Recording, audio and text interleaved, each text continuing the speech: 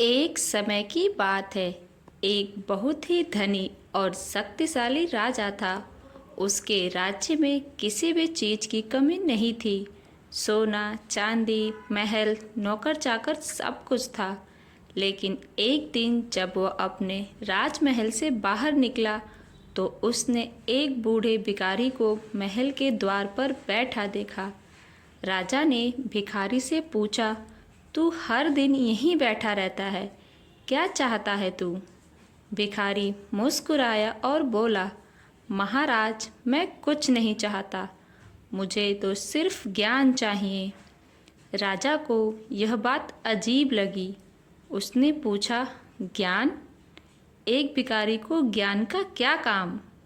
भिखारी ने धीरे से कहा, महाराज, आपने जीवन में बहुत कुछ पाया है, पर क्या कभी आपने जाना कि सच्चा सुख कहाँ मिलता है? राजा कुछ सोच में पड़ गया। उसने पहली बार किसी भिखारी से ऐसा सवाल सुना था। अगले दिन राजा ने भिखारी को बुलाया और कहा कि मुझे सिखाओ कि सच्चा सुख कैसे पाया जाता है। भिखारी ने मुस्कुराते हुए कहा, राजा, सच्चा सुख तब मिलता है जब आप देना सीख जाते हैं। आपने जीवन भर सिर्फ पाया है, अब कुछ देकर देखिए।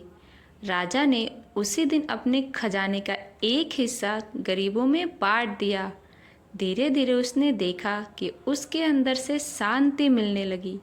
कुछ महीनों बाद वह फिर उस भिखारी से मिला और बोला, तुम सही थे, सच्चा सुख वास्तव में देने में है, न कि लेने में।